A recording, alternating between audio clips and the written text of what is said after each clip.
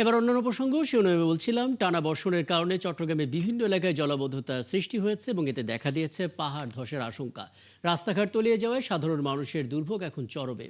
আরও আপডেট জানতে চাই, চট্টগ্রাম থেকে যুক্ত হচ্ছেন সহকর্মী রাজীব বড়ুয়া। রাজীব, বৈরী আবহাওয়া মানে চট্টগ্রাম জুড়ে জলাবদ্ধতা এবং এটা একটা নিয়মিত চিত্র হয়ে গেছে। এই মৌসুমেও তার কোনো পরিবর্তন আমরা দেখলাম না, সেই খবর আমাদের হাতে আছে। একটু ছবিটা দেখতে চাই আপনার মাধ্যমে, কি ধরনের দুর্ভোগে আছেন এই মুহূর্তে নগরবাসী। এখন পর্যন্ত আসলে পাহাড়ে যে ঝুঁকি, সেই ঝুঁকি বিবেচনায় প্রশাসন কি ব্যবস্থা নিয়েছে একটু জানাবেন আমাদেরকে। রাকিব, গত দুদিন ধরে কিন্তু চট্টগ্রামে টানা বর্ষণ হচ্ছে। কখনো থেমে যায়, কখনো ভারী বর্ষণ, কখনো মাঝারি হচ্ছে। তবে এই ভারী বর্ষণের কারণে চট্টগ্রামের বেশ কিছু নির্মাঞ্চল আসলে ডুবে গেছে। তবে তার মধ্যে গতবার যেখানে সবচেয়ে বেশি পানি উঠেছিল, যে প্রবর্তক মোড়, সেই প্রবর্তক মোড়ে কিন্তু আমরা এখনো পানি উঠতে দেখিনি। এবং গতকাল রাত থেকে কিন্তু চট্টগ্রামের মেয়র চারিদিকে যাচ্ছেন এবং তিনি দেখছেন যে আসলে কোথাও পানি জমে আছে কিনা, এবং সেই বিষয়টা তিনি নজরদারির মধ্যে রাখছেন এবং তার টিম নিয়ে আসলে সেখানে কাজ করছেন। আর এর বাইরে পাহাড় ধসের বিষয়টা বললেন, পাহাড় ধসের এখনো কোনো খবর আসেনি। তবে পাহাড়ে যারা আছে তাদেরকে নিরাপদ আশ্রয় নেওয়ার জন্য জেলা প্রশাসনের পক্ষ থেকে সেখানে দুটি স্কুলে তাদেরকে নেওয়া হয়েছে এবং সেখানে তারা অবস্থান নিচ্ছেন। আমরা একটু কথা বলতে চাই চট্টগ্রামের মেয়র, তিনি এই চট্টগ্রামের কাতালগঞ্জ এলাকাটা পরিদর্শন করতে এসছেন। আমরা দেখছি যে গত দুদিনের বর্ষণে চট্টগ্রামের বেশ কিছু নির্মাঞ্চল পানিতে ডুবে গেছে। তো এই যে পানিতে ডুবেছে এবং লোকজনের বেশ সমস্যা তৈরি হচ্ছে, তো এই যে জলাবদ্ধতা নিরসনের যে প্রকল্প কাজটি আসলে চলমান, এটি থেকে আসলে লোকজন এটা আসলে চট্টগ্রামে আপনারা ইনশাল্লাহ এটা বলতে পারেন যে 70 ভাগ জলাবদ্ধতা কমে গেছে। এখন 30 ভাগ যে জলাবদ্ধতা রয়ে গেছে সেটা কিন্তু এই হিজরাকাল একটি অংশ। আপনারা জানেন হিজরাকাল এই কাতালগঞ্জ যেখানে পানি দেখছেন এটাকে সাপ্লাই করে, এবং এই এলাকাটা একটু নিচু অন্য অন্য তুলনায়। তো এই হিজরাকালের কাজ এখনো শেষ হয়নি, কারণ প্রবর্তকের মুখে পানি ওঠার কারণে বাঁধগুলো তারা খুলে দিয়েছিল, রিটেনিং ওয়ালটা তারা করতে পারেনি, যার কারণে এই কাজটা এখনো সম্পন্ন হয়নি। আফটার রেনি সিজন তারা এই কাজটা করে দিবে। তো এই কাজটা করে দিলে আশা করি এখানেও কিন্তু পানি আর থাকবে না ইনশাল্লাহ। প্রবর্তকের মুখে অনেকে বলেছিল এত পানি, কিন্তু এখন কোনো পানি আছে? কোনো পানি নেই। বদ্রাটে পানি নেই, যেটা নিয়ে মানুষ বেশি কষ্ট পেত। মুরাদপুরে পানি ছিল একসময়, পানি নেই। বন্দরে পানি ছিল, পানি নেই। আগ্রাবাদ, দেওয়ানহাট এলাকায় পানি ছিল, লালখান বাজারে পানি ছিল, হালি শহরে পানি ছিল, কোনো সব পানি নেই এখন। এখন শুধুমাত্র পানি আপনারা দেখতে পাচ্ছেন এই এলাকা, যেটা আমি বারবার বলছি, হিজরাকাল। এবং এখনো দেখুন কি পরিমাণ মুষলধারে বৃষ্টি হচ্ছে। গত 2 দিন ধরে চট্টগ্রামের ইতিহাসে 1986 সালের পরে 330.5 মিলিমিটার বৃষ্টিপাত রেকর্ড করা হয়েছে। এটা আপনি চিন্তা করেন 40-42 বছর পরে আজকে এটা হয়েছে। এবং সেখানে আমাদের চট্টগ্রামের আরেকটি সমস্যা হচ্ছে, বঙ্গোপসাগর আছে, এখানে জোয়ারের পানিও যোগ হয়। জোয়ারের পানি যোগ হওয়ার কারণে এখানে পানির মাত্রাও বেড়ে যায় যখন জোয়ার বেড়ে যায়। কাজে এখানে আমাদের সব কিছুকে চ্যালেঞ্জ করে আমাদেরকে এগিয়ে যেতে হবে। তবে আমি আপনাদেরকে আশাবাদ ব্যক্ত করতে চাই, এখানে আমি গতকাল থেকে এখানে ঘুরছি, আমি এখানে নালাগুলো ক্লিন করে দিয়েছি। এখন যেহেতু নালা এবং খাল সমান হয়ে গেছে, পানিগুলো যেতে পারছে না, প্লাস ওভারফ্লো হচ্ছে, যার কারণে এখানে পানি আছে। তবে আমি ইনশাল্লাহ এখানে সমস্ত দোকানদারদের সাথে কথা বলেছি, দোকানে এখনো পানি ঢুকে নেই। দোকান তবে এটা কমার্শিয়াল এরিয়াও না। এখানে আমি আসলে বারবার বলছি যে এখানে কয়েকটা ক্লাব হয়ে গেছে, যে ক্লাবগুলো সারাক্ষণ এখানে আপনার কর্কশিট ফেলছে। তারা এই যে ইভেন্ট ম্যানেজমেন্ট আছে, কর্কশিটগুলো ইউজ করে, এবং তাদেরকেও আমরা পানিশমেন্টের আওতায় আনছি।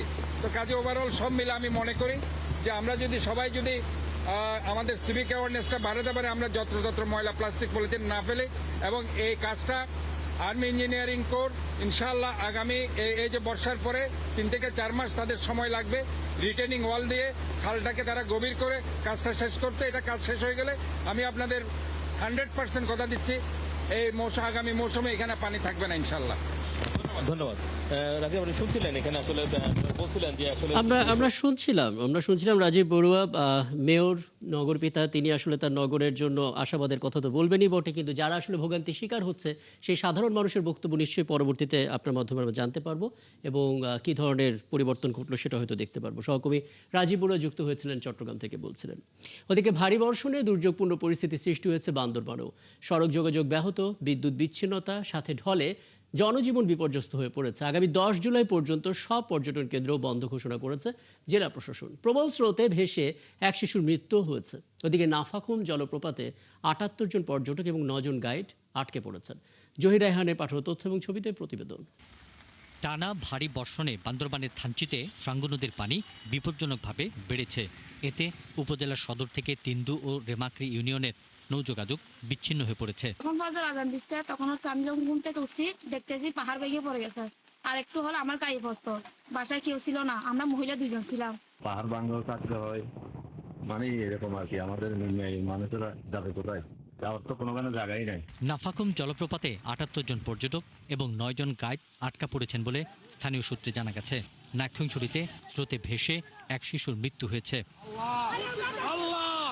বান্দরবান সদরে প্রায় ১৫ ঘন্টা বিদ্যুৎ সরবরাহ বন্ধ ছিল। অন্যদিকে লামা ও আলীকদমে পাহাড়ি ঢল ও মাতামুহুরী নদীর পানি বেড়ে নিম্নাঞ্চল প্লাবিত হয়েছে। আলীকদমের প্রধান সড়ক তলিয়ে সড়ক যোগাযোগ ব্যাহত হচ্ছে। আমরা এখানে অনেক আতঙ্ক আছি, রাত্রেও ঘুমাতে পারি না। আমরা ঝুঁকিপূর্ণ এখানে বসবাস করতেছি, একবার আহত হয়েছি, তারপরে তো এখানে আছি আমরা। সরকার আমাদের কোনো অনুদান দেয়নি। কতদিন বৃষ্টির কারণে আমার ওইখানে পাহাড় ভাঙি পড়ছে। জেলা প্রশাসক জানান ৭ উপজেলায় আশ্রয় কেন্দ্র খোলা হয়েছে। ফায়ার সার্ভিস ও সিভিল ডিফেন্স স্থানীয়দের সহযোগিতায় বিভিন্ন সড়কে যান চলাচল স্বাভাবিক রাখতে কাজ করছে। আবহাওয়া দপ্তর বলেছে যে আরো বৃষ্টিপাতটা বেশি হতে পারে। যদি এটা ঘটতেই থাকে তাহলে হয়তো আমাদের আরো বড় সিদ্ধান্তের দিকে যেতে হবে, আরো বড় রকমের ব্যবস্থা গ্রহণ করতে হবে। তবে প্রশাসন এবং সাথে যত সরকারি দপ্তর আছে, এমনকি সিভিল সার্ভিস, সিভিল সার্জন থেকে শুরু করে হসপিটাল বা মসজিদগুলোতেও প্রচার প্রচারণা করা হচ্ছে। সকল সরকারি দপ্তর অ্যাওয়ার আছে এবং সবাই আসলে আমরা সম্মিলিতভাবে কাজ করছি। জেলা আবহাওয়া অফিস জানিয়েছে গত ২৪ ঘন্টায় বান্দরবানে ১৩৫ মিলিমিটার বৃষ্টিপাত রেকর্ড করা হয়েছে। আগামী কয়েকদিন ভারী থেকে অতি ভারী বৃষ্টি হতে পারে। পিন্টু হাজং, ৭১। বান্দরবনের সবশেষ পরিস্থিতির খবরটা একটু দেখে নেই। সহকর্মী জহির রাহান যুক্ত হচ্ছেন সেখান থেকে। জহির, আপনার তথ্য এবং ছবিতে আমরা একটা প্রতিবেদন দেখলাম এবং সেখানকার মানুষের যে ঝুঁকিপূর্ণ অবস্থা এবং পর্যটন যে কেন্দ্রগুলো সেটা বন্ধ ঘোষণা করার খবর আমরা জেনেছি। সবচেয়ে শঙ্কার কথা, ৭৮ জন পর্যটক সেখানে আটকে পড়েছেন, ৯ জন গাইড আটকে পড়েছেন। তাদের উদ্ধারের জন্য কি ধরনের ব্যবস্থা নেওয়া হয়েছে একটু জানাবেন। এখন পর্যন্ত প্রশাসনের উদ্যোগ কি দেখলেন এই দুর্ভোগ এড়ানোর জন্য? জহির। আগে আপনি যেমনটা বলেছেন, আসলে আজকে প্রায় ৩ দিন ধরে কিন্তু টানা বর্ষণ হচ্ছে, ভারী বর্ষণ এবং থেমে থেমে বৃষ্টিপাত হচ্ছে, যার কারণে আপনার বান্দরবান পার্বত্য ৭ উপজেলায় আপনার এই যে পাহাড় ধস, সড়ক যোগাযোগ বন্ধ এবং এখানে যে ৩টি নদী রয়েছে আপনার লামা, মাতামুহুরী, বান্দরবানের সাঙ্গু এবং নাকছড়ি বাকখালী নদীর পানি কিন্তু বিপদ সীমার কাছাকাছি এবং মাতামুহুরী নদীর পানি কিন্তু বিপদ সীমা অতিক্রম করেছে, যার কারণে এখানে যে দুর্গম উপজেলাগুলো রয়েছে, উপজেলাগুলোর কিন্তু যোগাযোগ ব্যবস্থা হচ্ছে যে নৌপথে,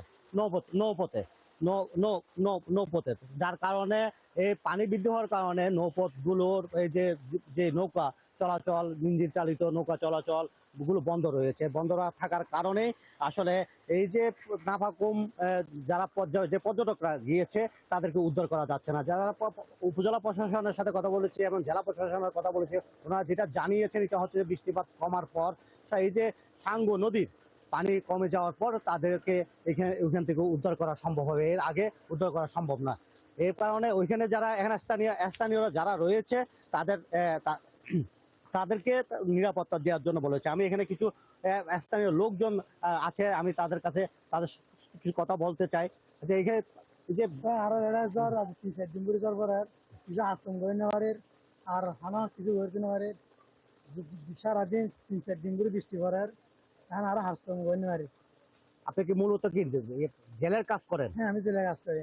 আপনার নৌকাগুলোকে এখানে খেয়া ঘাটে বেঁধে রেখেছেন না? হ্যাঁ, নৌকা কি হয়।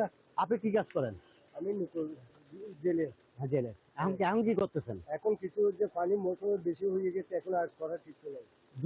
যোগাযোগ ব্যবস্থা কেমন আছে? নদীর পানি তো বেড়ে গেছে। যোগাযোগ করার কোনো সুযোগই নাই, যে কারণ নদীর মাঝে এখন পানি বেশি।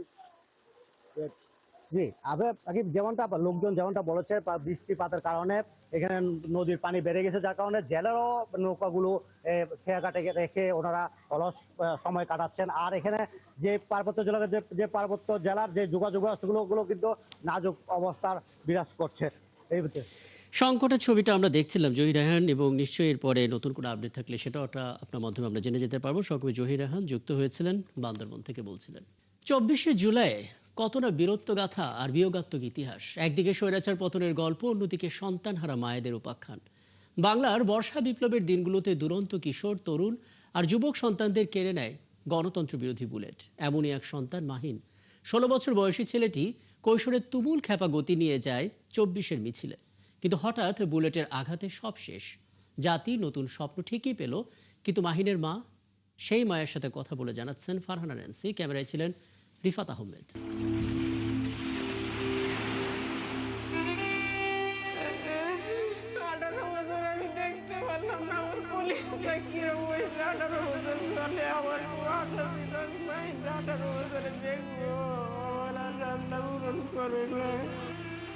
এই যে পাজর ভাঙা কান্না, কলিজার ধনরে হারানোর হাহাকার, দুনিয়া জুড়ে আকাশ সম নিস্তব্ধতা তার, শূন্যে নিষ্পলক চেয়ে থাকা। ছেলেহারা একজন মায়ের শোকের রং আর কেমন হয়। আমার কলিজা কেমনে গেল করছে ভাইয়া, বাবা বাবা রে।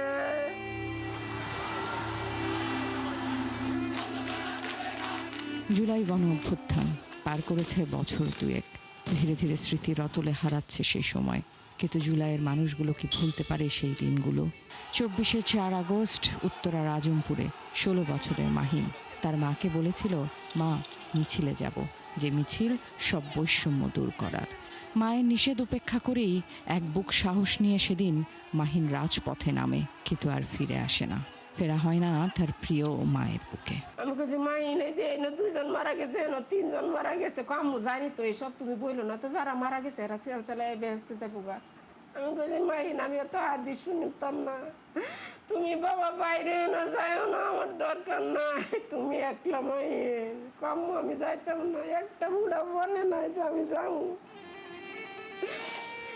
এই যে মাহিনের গন্ধ জড়ানো কাপড়গুলো মা যত্ন করে রেখেছেন। এইখানেই সোনার ছেলের চেনা গন্ধ খুঁজে নেন। সৃষ্টিকর্তার কাছে বারবার আর্জি করেন, একটা বার ফিরায় দাও আমার বুকের মানিক রে। মাইনে এত বড় ব্যাগ কিনছো কি, আম্মু বড় হইলে করবো, তাক আমার পছন্দ হয়েছে লোক। রাজনীতির সাথে কোনো লেনাদেনা না থাকা ছোট্ট মাহিন 2টা বুলেটে কেমন ছটফট করতে করতে প্রাণ দিল। মায়ের ভাবনায় তা যেন দুঃসহ বিভীষিকাময় স্মৃতি। চোখের মধ্যে আমার কলিজা গুলি খাইছে, চোখের মধ্যে গুলি খাইছে আমার কলিজা।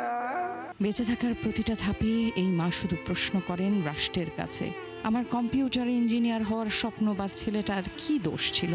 গিটারের ছন্দে হারানো উচ্ছল ছেলেটাকে কেন মাত্র 16 বছরে স্বৈরাচারের বুলেটে প্রাণ দিতে হলো?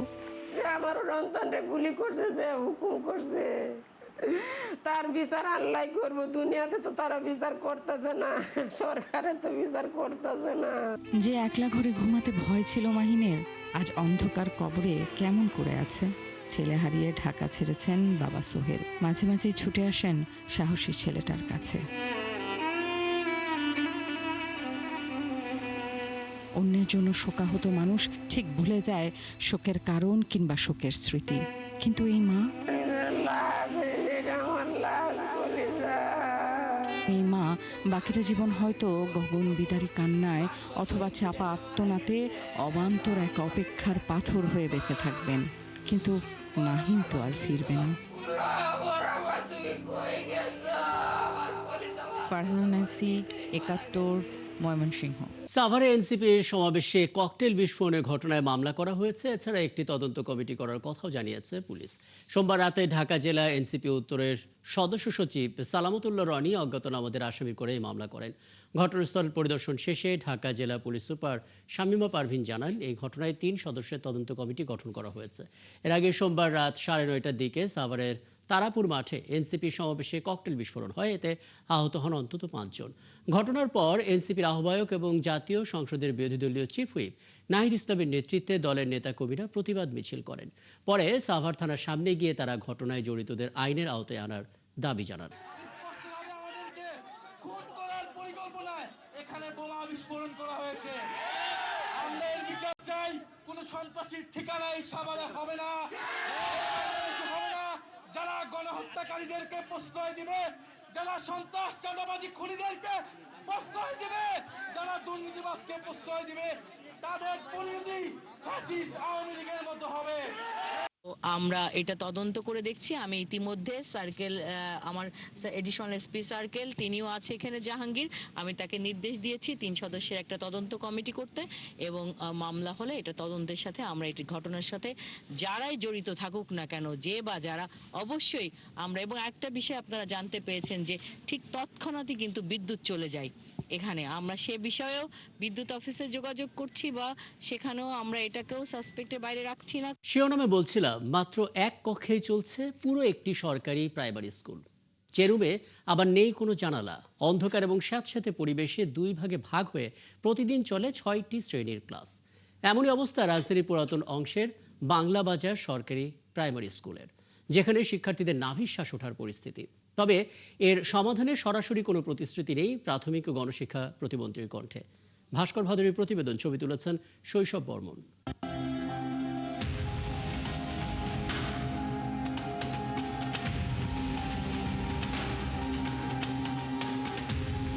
দূর থেকে মনে হতে পারে গুদামঘর, কিন্তু কাছে গেলে বোঝা যাবে এটি একটি সরকারি প্রাথমিক বিদ্যালয়। কক্ষ একটি, যেখানে নেই কোনো জানালা। রাজধানীর সূত্রাপুরের ডালপট্টির বাংলা বাজার প্রাইমারি স্কুলের চিত্র এটি। তীব্র গরম থেকে স্বস্তি দিতে কোনো মতে ঝুলছে একটি ফ্যান। সেখানে নেই কোনো বাথরুমের ব্যবস্থা। এমন অস্বাস্থ্যকর পরিবেশেই সকালে নেওয়া হয় প্রাক প্রাথমিক, প্রথম ও দ্বিতীয় শ্রেণীর ক্লাস। দুপুরে চলে তৃতীয়, চতুর্থ ও পঞ্চম শ্রেণীর। এই স্কুলের মূল ভবন নিয়ে চলছে মামলা, তাই পার্শ্ববর্তী একরামপুর স্কুলের পরিত্যক্ত রুমেই চালাতে হচ্ছে কার্যক্রম। ওরা যদি জোরে পড়ে তাহলে সমস্যা হয়, যদি আস্তে আস্তে পড়া হয় তাহলে একটু সমস্যা কম হয়। আমাদের বাথরুম, স্কুলে একটু বাথরুম অনেক প্রয়োজন। এই পরিবেশে বাচ্চাদের লেখাপড়া করা সোটা, একে তো গরম, তার মধ্যে মনে করেন 3-4টা ক্লাস একসাথে হচ্ছে, ঠিক আছে, এবং লোডশেডিং হচ্ছে। 3 মাস ধরে এভাবেই চলছে পাঠদান। জাতীয় সঙ্গীত থেকে শুরু করে শপথ সবই চলছে এই গুদাম ঘরেই। স্কুলের এমন পরিস্থিতির উন্নতির দিকে নজর না থাকলেও মন্ত্রণালয়ে রয়েছে নানা ধরনের নিয়ম, যার জন্য গণমাধ্যমে দুর্ভোগের কথা বলতে রাজি নন স্কুলের শিক্ষক ও শিক্ষিকারা। ক্লাস 3 ওই পাশে আমরা বেঞ্চ পেতে দিয়েছি, এটা 4, এই ডান পাশে রয়েছে 4 এর ক্লাস হচ্ছে, আর বাম পাশে আছে হচ্ছে ক্লাস 5। আমরা এই সীমিত সংখ্যক বাচ্চা নিয়ে শুরু করেছি এবং এখনো পর্যন্ত আমাদের কিন্তু ভর্তি আসছে। বাচ্চারা এই অল্প পরিসরের মধ্যে যে আনন্দটা পায়, তাদের টিফিনের ব্যবস্থা করেছি। মৌলিক চাহিদার অন্যতম অনুষঙ্গ শিক্ষা, কিন্তু সেই শিক্ষারই এমন বেহাল অবস্থা খোদ রাজধানীতে, যেখানে একটি মাত্র কক্ষে চালাতে হচ্ছে পুরো একটি প্রাথমিক বিদ্যালয়ের কার্যক্রম। এমন পরিস্থিতি নিয়ে প্রশ্ন ছিল প্রাথমিক ও গণশিক্ষা প্রতিমন্ত্রীর কাছে। তিনি জানান, এমন স্কুলগুলোর পরিবেশের উন্নয়নে কাজ করছে সরকার, কিন্তু ঠিক কবে নাগাদ এই দুঃসহ পরিস্থিতির উন্নতি হবে সে বিষয়ে স্পষ্ট কোনো উত্তর ছিল না। ইনফ্রাস্ট্রাকচার, এই যে বিল্ডিং রিলেটেড যে প্রবলেমগুলো, এই যে ওয়াশ ব্লক আলাদা, এটা আলাদা, ক্লাসরুম নাই, ভেঙে পড়ছে, ইনফ্রাস্ট্রাকচার রিলেটেড আমরা অনেক ইনোভেটিভ প্ল্যানেও যাচ্ছি যে খুব সহজে 2-3 মাসের ভেতরে আমরা 8টা-10টা ক্লাসরুমের টেম্পোরারি, মনে করেন টেম্পোরারি মানেও 15-20 বছর সেটা লাইফ স্প্যান হতে পারে, এরকম ইনফ্রাস্ট্রাকচার কীভাবে দেওয়া যায় সেগুলো নিয়ে আমরা কাজ করছি। আমলাতান্ত্রিক জটিলতার পাশাপাশি মামলার সমস্যার সমাধান করে হয়তো এই প্রাথমিক বিদ্যালয়ের উন্নতি হবে, কিন্তু ততদিনে স্কুলের শিক্ষার্থীর সংখ্যা ঠিক কতজনে গিয়ে ঠেকবে তা ভেবে আতঙ্কে রয়েছে স্কুল কর্তৃপক্ষ। ভাস্কর ভাদুরী, ৭১, ঢাকা। স্বরাষ্ট্রমন্ত্রী সালাউদ্দিন আহমদের সঙ্গে জাতিসংঘের ডিপার্টমেন্ট অফ অপারেশনাল সাপোর্টের আন্ডার সেক্রেটারি জেনারেল অতুল খারের বৈঠক হয়েছে। যুক্তরাষ্ট্রের নিউইয়র্কে জাতিসংঘ সদর দপ্তরে সোমবার এই বৈঠক হয়। এতে জাতিসংঘ শান্তিরক্ষা মিশনে বাংলাদেশের ভূমিকা আরও শক্তিশালী করার বিষয়ে আলোচনা হয়। এছাড়া পরিবেশগত টেকসই উন্নয়ন, নারী শান্তি ও নিরাপত্তা কর্মসূচি এবং হাইতিতে বিশেষায়িত পুলিশ ইউনিট মোতায়েনের প্রস্তুতি সহ বিভিন্ন বিষয়ে কথা হয়েছে। শান্তিরক্ষা মিশনে নিয়োজিত বাংলাদেশি সামরিক ও পুলিশ সদস্যদের প্রতি প্রতিপূরণ প্রক্রিয়া সহজ করতে সহযোগিতার জন্য অতুল খারেরকে ধন্যবাদ জানান স্বরাষ্ট্রমন্ত্রী। একই সঙ্গে শান্তিরক্ষা মিশনের সৌর প্যানেল স্থাপনের মাধ্যমে পরিবেশ সুরক্ষায় অবদানের জন্য ডিওএস এর পরিবেশ বিভাগকেও কৃতজ্ঞতা জানানো হয়। চট্টগ্রাম বিশ্ববিদ্যালয়ের আলাওল হল এবং এ.এফ. রহমান হলের মধ্যে ছোট একটি ক্যান্টিন সংস্কারের অনিয়মের অভিযোগ করেছেন শিক্ষার্থীরা। তারা আরও জানান, নিম্নমানের কাজ করে বেশি টাকার বিল নেওয়া হচ্ছে। একাত্তরের অনুসন্ধানেও ধরা পড়েছে মূল কাজ এবং বাজেটের গড়মিল। এ নিয়ে কথা বলতে চাইলে এড়িয়ে যান বিশ্ববিদ্যালয়ের প্রধান প্রকৌশলী। আর বিশ্ববিদ্যালয়ের প্রশাসন জানিয়েছেন, অভিযোগ প্রমাণিত হলে ব্যবস্থা নেওয়া হবে। বিস্তারিত জানাচ্ছেন মাহফুজ শুভ্র। হল ক্যান্টিন সংস্কারের জন্য অনিয়মের ব্যাপারে জানতে চাইলে হন্তদন্ত হয়ে চলে যাওয়ার চেষ্টা করেন চট্টগ্রাম বিশ্ববিদ্যালয়ের প্রকৌশল দপ্তরের চিফ ইঞ্জিনিয়ার আব্দুল আহাদ। প্রায় 13.5 লাখ টাকার 2 হলের মাঝের ছোট্ট ক্যান্টিন সংস্কারের কাজ পায় হাফিজা এন্টারপ্রাইজ। 14ই মে কাজ শেষ হবার কথা থাকলেও সেটি হয়নি। অভিযোগ উঠেছে বাজেটের গড়মিল ও নিম্নমানের সামগ্রী দিয়ে কাজ করার। অভিযোগ উঠলে শুরু হয় অনুসন্ধান। নথি বিশ্লেষণে দেখা যায়, প্রায় 1200 স্কয়ার ফিট ছাদে 2 টন রড দেওয়ার কথা থাকলেও দেয়া হয়েছে অর্ধেকেরও কম। সংস্কার করলেও এখনো ছাদ চুইয়ে পড়ছে পানি। টাইলসের জন্য দেখানো হয়েছে অতিরিক্ত টাকা। এমনকি পিতলের পরিবর্তে দেয়া হয়েছে প্লাস্টিকের ট্যাপ। এসব অনিয়ম প্রথমে অস্বীকার করলেও পরে বিষয়টি ঠিক করার প্রস্তাব দেন অভিযুক্ত ঠিকাদার রিয়াদ। নিউজটা না করে বা যদি মনে করেন আমি বসে যদি কথা বলে কিছু একটা করা যায়, মনে করেন এখন নিজ একটা হবে ভাই, মনে করেন আমিও আসলে একটু বিব্রত পরিস্থিতিতে পড়বো। আমি চাইছিলাম যে ভাই মনে করেন আসলে আমরা দুই বসে যদি কথাবার্তা বলে যদি এটা কোনো রকম কিছু করা যায়।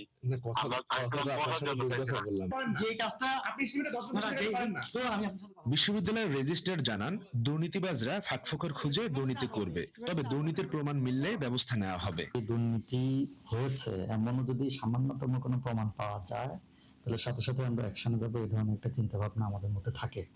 তার মধ্যে দুর্নীতি প্রমাণ পেলে তার কোনো আর অপেক্ষাই করা যাবে না, সাথে সাথে আমরা ব্যবস্থা গ্রহণ করব। এই ঘটনার তদন্ত করে দুর্নীতি প্রমাণ হলে ব্যবস্থা নেওয়া হবে।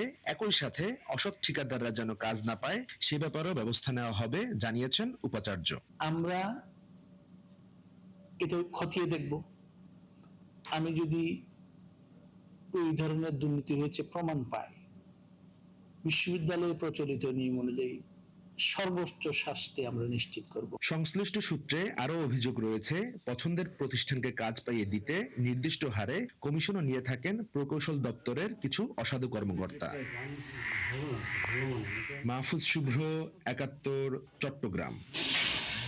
দর্শক, এ পর্যায়ে আমরা একটি সচিবালয়ে যেতে চাই। সেখানে সরকারের বিভিন্ন কার্যক্রমের অগ্রগতি নিয়ে সংবাদ সম্মেলনে কথা বলছেন প্রধানমন্ত্রীর তথ্য সম্প্রচার বিষয়ক উপদেষ্টা ডাক্তার জাহিদুর রহমান। আমরা সরাসরি চলে যাচ্ছি সেখানে। বই পড়ার সুযোগ করে দিতে বর্তমানে 76টি ভ্রাম্যমাণ লাইব্রেরি গাড়ির মাধ্যমে 64 জেলার 368 উপজেলা ও থানার 3200টি স্পটে কার্যক্রম পরিচালিত হচ্ছে। আপনারা জানেন বিশ্ব সাহিত্য কেন্দ্র এই কাজটা করছে এবং এটা সরকারি সাহায্যে আসলে হয়, এটা কন্টিনিউ করছে এবং এটার পরিসর আমরা বাড়ানোর জন্য আলোচনা করছি। আরেকটা জিনিস একটু আপনাদের জানিয়ে রাখি, এটা সাথে যেটা আমি ব্যক্তিগতভাবে এই প্রোগ্রামটা আমি কোঅর্ডিনেট করছি বিশ্ব সাহিত্য কেন্দ্রের সাথে। আমরা স্কুল পর্যায়ে শিশুদের স্কুলে গিয়ে বই পড়ার কর্মসূচি শুরু করতে যাচ্ছি। প্রাথমিক এবং মাধ্যমিক 2 পর্যায়েই এটা শেষ পর্যায়ে আছে প্রস্তুতি। আমরা এই বছর বাকি যে কয়েক মাস আছে আমরা একটা পাইলট প্রোগ্রাম করব কিছু সিলেক্টেড স্কুলে, প্রতি উপজেলার কিছু সিলেক্টেড স্কুল, প্রাইমারি স্কুলে এবং কিছু সিলেক্টেড সেকেন্ডারি স্কুলে এই কর্মসূচি শুরু হতে যাচ্ছে। এই পাইলটের উদ্দেশ্যটা হচ্ছে আমরা চেষ্টা করব যে শিশুরা বই পড়ছে কিনা এবং সেটার ইম্প্যাক্ট কি, মানে বই পড়ে তারা কি কতটুকু মাথায় রাখছে, এগুলো পরীক্ষাও আগেও নেওয়া হতো, এখন নেওয়া হবে। আমরা এটা বুঝতে চাই, সেটার উপরে ভিত্তি করে এটা আমরা দেশব্যাপী সব স্কুলে ধাপে ধাপে করতে চাই। উদ্দেশ্যটা খুব সহজ। মাননীয় প্রধানমন্ত্রী সব সময় বলেছেন যে আমরা শিশুদেরকে যত বেশি সৃজনশীল এবং মননশীল কর্মকাণ্ডে এনগেজ করে রাখতে পারবো সেটাই রাষ্ট্রের জন্য ভালো। মানে রাষ্ট্রের দূরবর্তী বিনিয়োগ, যদি এটাকে আমি বিনিয়োগই বলতে চাই, আজকে শিশু ভবিষ্যতের এই রাষ্ট্রের সব দায়িত্ব নেবে। তো সে বই পড়বে, সে খেলবে, সে সংস্কৃতি চর্চা করবে। এটাও একটু জানিয়ে রাখি, সংস্কৃতি মন্ত্রণালয়ের পক্ষ থেকে সারা দেশের সব স্কুলে বিভিন্ন কালচারাল ইস্যুস, মানে বিষয়, গান, আবৃত্তি, অভিনয়, এগুলো কম্পিটিশন শুরু হতে যাচ্ছে অচিরেই। যেগুলো ওই যে ফুটবল কম্পিটিশন যেভাবে হলো সেরকমভাবে এটা হবে এবং ঢাকায় এসে জাতীয় পর্যায়ে সেটা শেষ হবে এবং আমরা এক্সপেক্ট করি মাননীয় প্রধানমন্ত্রী সেটাই উপস্থিত থেকে পুরস্কার বিতরণ করবেন। সড়ক পরিবহন ও সেতু মন্ত্রণালয় পদ্মা সেতুর অর্জন এ পর্যন্ত 3400 কোটি টাকার অধিক টোল আদায় ও হালনাগাদ কিস্তি পরিশোধ করা হয়েছে। সেতু কর্তৃপক্ষ আমরা গতদিন বলেছি একটা ডিজিটাল নেটওয়ার্ক তৈরি করছে, যার মাধ্যমে টোল আদায় শৃঙ্খলা এবং এটা ইতিবাচক করা যাবে, মানুষের হয়রানি কমে যাবে, একই সাথে সবকিছু মেনটেন। ছিলাম আমরা এতক্ষণ সচিবালয়ে, আপনারা দেখছিলেন প্রধানমন্ত্রীর তথ্য সম্প্রচার বিষয় উপদেষ্টা ডাক্তার জাহিদুর রহমান কথা বলছেন। নিশ্চয়ই তার বক্তব্যের আরও বিস্তারিত থাকবে আমাদের পরবর্তী সংযোগগুলোতে। পিরোজপুর জেলা হাসপাতালে শিশু ওয়ার্ডে ধারণ ক্ষমতার চেয়ে অন্তত 7 গুণ বেশি রোগী ভর্তি রয়েছে। এতে চিকিৎসা নিতে এসে চরম ভোগান্তিতে পড়ছেন স্বজনরা। পর্যাপ্ত বেড না থাকায় মেঝেতে রেখে দেওয়া হচ্ছে চিকিৎসা সেবা। তবে দ্রুত নির্মাণাধীন হাসপাতালটি চালু হলে ভোগান্তি কমবে বলে মনে করছেন সংশ্লিষ্টরা। তরিকুল ইসলামের তথ্য এবং ছবিতে প্রতিবেদন। নিউমোনিয়া ও ঠান্ডাজনিত নানা সমস্যা নিয়ে বিভিন্ন জায়গা থেকে চিকিৎসা নিতে রোগীরা ছুটে আসেন 100 শয্যার পিরোজপুর জেলা হাসপাতালে। বর্তমানে এই হাসপাতালে ভর্তি আছে ধারণ ক্ষমতার চেয়ে 7 গুণ রোগী। ওয়ার্ডে জায়গা না পেয়ে মেঝে আর বারান্দায় শুয়ে সেবা নিচ্ছেন রোগীরা। বর্তমানে হাসপাতালের শিশু ওয়ার্ডে মাত্র 14টি বেডের বিপরীতে ভর্তি আছে 105 জন। এতে চিকিৎসা নিতে এসে ভোগান্তিতে রোগী ও স্বজনরা। বাইরে থাকি আমরা, এই যেরকম প্রায় বারিন্দে কোনো জায়গায় ফাঁক নেই, বাচ্চারা যা বেড নাই, খুবই বেডে শর্ট। আমরা গরিব মানুষ, জানে সমস্যা সমাধান হবে এইখানে আসি, এখানে আমরা কিছুই পাইনি। সমস্ত বারান্দায় 2 সাইডে শুধু রুগী আর রুগী। এই রুগীর কারণে, রুগী চতুর্পাশে রুগী থাকার কারণে আর যারা আসছে তারা আরো অসুস্থই পারতেছে। বেড হইলে রুগী সুবিধা হয় নামতে উঠতে, কারণ আমাদের মতো মানুষ তো বেড নিচে বসলে উঠতে কষ্ট হয়। ভোগান্তির কথা স্বীকার করে হাসপাতাল সংশ্লিষ্টরাও বলছেন, রোগীর সংখ্যা বেশি হওয়ায় সেবা দিতে সমস্যা হচ্ছে। তবে তারা জানান, হাসপাতালের নতুন ভবনের নির্মাণ কাজ শেষ হলে ভোগান্তি কমবে। নিচে থেকে চিকিৎসা নেওয়া রোগীদের জন্য কষ্টকর, একটু সেবা দেয় আমাদের জন্য কষ্টকর। এই যে যারা নিউমোনিয়া নিয়ে আসে, কাশি নিয়ে আসে, নিচে থাকলে তাদের ঠান্ডাটা আরো কমে না, বরঞ্চ বাড়ে। তো আমার মনে হয় এই জন্য একটু যদি বেডে থাকতে পারতো বা বেড সংখ্যা বাড়তো, তাহলে আরো সুবিধা হতো আমাদের। হাসপাতালে 62 জন চিকিৎসক থাকার কথা থাকলেও বর্তমানে রয়েছে 14 থেকে 15 জন। জনবল সংকটে চিকিৎসা সেবা ব্যাহত হচ্ছে বলছেন চিকিৎসকরাও। বর্তমান যে রোগীর রোল, এই অনুযায়ী আসলে আমাদের চিকিৎসা ব্যবস্থা চালানো হিমশিম খাচ্ছি আমরা। যেমন দেখেন, আমরা বেড অনুযায়ী রোগীকে বেডে রাখতে পারতেছি না, ফ্লোরেও আমাদের জায়গা হচ্ছে না। আর বর্তমান পরিস্থিতিতে এই যে বর্ষাকাল আসছে, এখানে এর আগে থেকে আমাদের তো পর্যাপ্ত পরিমাণ হামের রোগী প্রতিদিন বাড়তেছে এবং সাথে সাথে ডেঙ্গু রোগীর সংখ্যাও বাড়তেছে। দুইটা কন্টাজিয়াস ডিজিজ একসাথে বাড়ার কারণে আমাদের রোগীর সংখ্যা বৃদ্ধি পাচ্ছে। সেই তুলনায় আমরা চিকিৎসা সেবা দিতে মোটামুটি হিমশিম। 1984 সালে 31 শয্যা নিয়ে পিরোজপুর সদর হাসপাতালে যাত্রা শুরু হয়। এরপর 1997 সালে নির্মাণ হয় 50 শয্যার নতুন ভবন, আর 2005 সালে সেটি 100 শয্যায় উন্নীত হয়। শান্তা ইসলাম, 71। ফরিদপুরের কলেজ ছাত্র সুমন শেখ হত্যার পর 11 দিনে এজাহারভুক্ত 17 জনের মধ্যে কেবল 8 নম্বর আসামি গ্রেপ্তার হয়েছে। মামলার মূল আসামি সহ অন্যান্যরা গ্রেপ্তার না হওয়ায় ক্ষুব্ধ নিহত স্বজনরা। ওদিকে হত্যাকাণ্ডকে পুঁজি করে একটি পক্ষ আসামি ছাড়াও প্রতিপক্ষের বাড়িঘরে হামলা চালিয়ে ভাঙচুর আর লুটপাট করছে বলে অভিযোগ উঠেছে। পুলিশ বলছে বাকিদের গ্রেপ্তারে চলছে অভিযান। মনিরুল ইসলাম টিটুর তথ্য এবং ছবিতে প্রতিবেদন। গত 26শে জুন বিকেলে ফরিদপুরের আলফাডাঙ্গায় বড়ভাগ পূর্বপাড়ায় হামলার শিকার হয়ে প্রাণ হারান সুমন শেখ। পরিবারের দাবি, পূর্ব পরিকল্পিতভাবে সুমনকে কুপিয়ে ও পিটিয়ে হত্যা করে প্রতিপক্ষের লোকজন। হত্যাকাণ্ডের পর 11 দিন পেরিয়ে গেলেও মাত্র একজন আসামি গ্রেপ্তার হওয়ায় ক্ষোভ প্রকাশ করেছেন নিহতের স্বজনেরা। তাদের দাবি, আসামিরা প্রতিনিয়ত বাদী ও পরিবারের স্বজনদের হুমকি ধামকি দিচ্ছে। পুলিশকে জানিয়েও প্রতিকার মিলছে না। 15 জন লোকে ও একটা জাতি লাগছিল একটা মোটরসাইকেলে, আর একজনে বুলাই নিয়ে যায়, কিন্তু পথে তারপরে ওই মোটরসাইকেল গাছ ফেলাইয়ে তারা কুবাইয়ে মারে। এখন পর্যন্ত খুনি ধরা পড়ে নাই। আমার ছেলেরা যারা মারিছে এদের আমি বিচার চাই। আমি এই মামলার বাদী, আমাকে বারবার তারা হুমকি দিচ্ছে যে মামলা তুলে নেওয়ার জন্য, এবং নইলে আমাকে মেরে ফেলবে। এমনকি আমার ভাই হত্যা করার পরেও তারা আমাদের সঙ্গে যারা চলে তাদের কিছু কিছু বাড়িতে হামলা করছে। হত্যাকাণ্ডের পর কয়েকদিনে দফায় দফায় বাড়ি ঘরে হামলা, পাল্টা হামলা ও ভাঙচুর হয়েছে বলে দাবি দুপক্ষেরই। ক্ষতিগ্রস্তরা জানান, এজাহারভুক্ত আসামিদের পাশাপাশি এজাহারের নাম না থাকা অনেকেরই বাড়িঘরে হামলা, ভাঙচুর, লুটপাট হয়েছে। এদিকে নিহতের পরিবারের কেউ প্রতিপক্ষের বাড়িঘরে হামলার সঙ্গে জড়িত নয় বলে দাবি স্বজন ও মামলার বাদী। রবি ওই স্বামী এটা 70টাই করে আমার ছেলেকে খালি খালি বাঁধাইছে। আমার স্বামী জানেন আমার স্বামী বাড়ি, কিন্তু আমার ঘরের মধ্যে যাই গেট ভাঙছে, তারপরে আমার না মারধর করেছে, আমার মেয়েটারে মাথায় তুলে ঘুষাইছে। পুলিশ বলছে এই হত্যাকাণ্ডের সাথে সম্পৃক্তদের গ্রেপ্তারে পুলিশ সর্বোচ্চ তৎপর রয়েছে। 17 জনকে আসামি করে তারা মামলা করেছে। সেই মামলায় আমরা বিরতিহীন অভিযান পরিচালনা করেছি অলরেডি, বা এখনো কন্টিনিউ আছে। নিহত সুমন শেখ কাশিয়ানী MA খালেক ডিগ্রি কলেজের ছাত্র ছিল। হাসান আহমেদ, ৭১। চলছে সংবাদ সংযোগ। সরাসরি সংবাদ অনুষ্ঠান দেখতে চোখ রাখুন ৭১ ফেসবুক পেজে এবং সাবস্ক্রাইব করুন ৭১ ইউটিউব চ্যানেল। থাকুন ৭১-এর সাথে।